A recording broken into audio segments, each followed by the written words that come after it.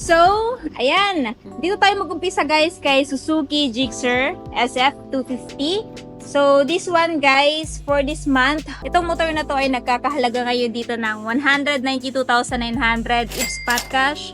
Pero kung gusto nyong kunin ng hulugan, of course, meron siyang down payment na 14,853 at monthly sa 3 years na 8,963 tapos may rebates na 200. Anyway guys, meron din po silang 30 months na 9,798. So, depende na lang sa inyo kung alin dito yung gusto nyong magiging monthly. So, yung kinaganda dito sa motor na to guys, no?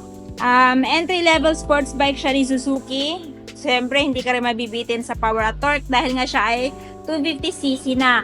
So, bagay na bagay ito sa lady rider. Ayan, sa gusto magkaroon muna ng ganitong klase ng motor pero hindi pa afford yung big bike, I highly recommend this one. Full review, i-check nyo lang sa akin channel. Next, kung naghahanap naman kayo ng Suzuki V-Strom 250SX, ayan. Meron din silang available dito na dalawang unit, which is itong black and yellow. So, this one guys, sa mga nagbabalak bumili ito for this month, ito ay merong updated price na 229,000 pesos. If bibili nyo po na spot cash, tapos kung gusto nyo ng hulugan, down payment is 17,633 at monthly sa 3 years na 10,627 at rebates na 200. So, ayan guys, same sila ng presyo. Pili na lang kayo kung alin yung gusto nyong kulay dito sa dalawang to. Maganda din ito guys pang off-road kasi naka semi-black tire siya. Equipped na din siya ng fully digital instrument panel. Ayan. Meron din siyang built-in charging port guys na kung saan pwede kayo mag-charge habang nasa long ride kayo. Highly recommend din ito kung gusto nyo mag-Philippine loop dahil meron siyang abang na bracket for top box and at the same time, dual sports po itong motor na to. Ayan, kung gusto nyo ng detailed review, pakicheck na lang sa aking channel. Next, dito naman tayo dumako sa pang-araw-araw na motor ni Suzuki. Meron silang available dito na Suzuki Raider J Crossover. Pwede din ito pang off-road. Dahil naka semi-black tire na din siya. Suspension naka rubber boots na din. No? Telescopic pa rin. So this one, ito ay may presyo ngayong buwan guys na 70,900. Pero kung gusto nyo ng hulugan, down payment is 5,459 at monthly sa 3 years na 3,341 at rebates na 200. So, ito yung itsura ni Suzuki Raider J Crossover guys. So, kung hindi kayo ganun katangkaran at gusto nyo ng motor na ayan, pwede pang off-road, highly recommend this one. Next, kung gusto nyo naman ng FI na smash, meron din silang available dito. So, kung interested kayo nito guys, ito ngayon ay may presyong 67,400. If spot cash, kung gusto nyo ng hulugan, ito ay meron down payment na 5,190 at monthly sa 3 years na 3,180 at rebates na 200. So, yung ginaganda dito kay Smash FI guys, matipid ito sa gasolina kumpara dito sa carb type. Ayan guys. So, kung gusto nyo ng mas detailed review, malaman kung ano yung meron dito, kung bakit siya yung dapat nyo bilhin yung 2025, ayan, isearch nyo lang po, Langga Gale Smash FI kasi na-review ko na din po ito. Next.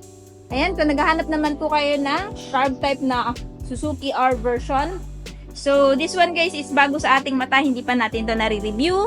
And I think this is one of their new models. So, kung interested kayo dito sa R version, na combination ng white ivory, red at black, ito ngayon ay may presyong 68,400.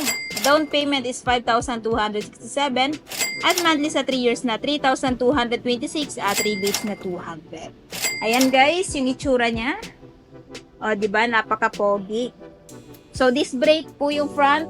Likod is naka-drum brake. Next, sa mga naghahanap dyan guys ng scooter ni Suzuki, meron silang available dito na Suzuki SkyDrive Crossover. So, itong scooter na to, pwede din siya pang off-road guys. So, ito yung one of its kind na scooter, no? Ni Suzuki.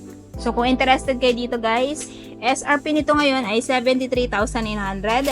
Down payment naman is 5,690 at monthly sa 3 years na 3,479 at rebates na 200. Ayan. So, sa mga naghahanap dyan ng scooter na gaya nito, meron sila available dito sa LYR.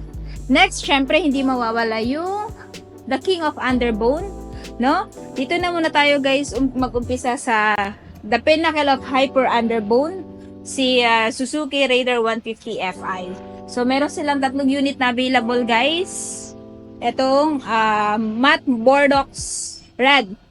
So, kung interested kayo dito guys, ngayong buwan at taon ay may presyo 121,900. Down payment is 9,386 at monthly sa 3 years na 5,691 at rebates na 200. So, ayan, pili na lang kayo. Meron din pala siyang 30 months guys na monthly. So, sa mga nakikurious kung magkano ito ngayong taon, ayan po yung presyo niya. May bagong modelo ba? As of now, wala po. Wala po silang bagong modelo. Ito pa rin po yung before na model. At syempre guys, hindi mawawala dito yung kalalabas lamang, no? Walang iba kundi si Suzuki Gixxer SF 155. Kung dati yung available lang is 250, ngayon meron na po silang 155. So, at first, hindi nyo makikita yung difference ng dalawa. Pero pagdating sa displacement guys, and malaking pagkakaiba. So, ito si Suzuki Gixxer SF 155. Ito ay may presyo dito ngayon na, ayan, 114,900. Obviously, mas mura siya, no? Tapos yung down payment kung kukunin nyo ng hulugan is 8,847 at monthly sa 3 years na 5,369 at rebates na 200.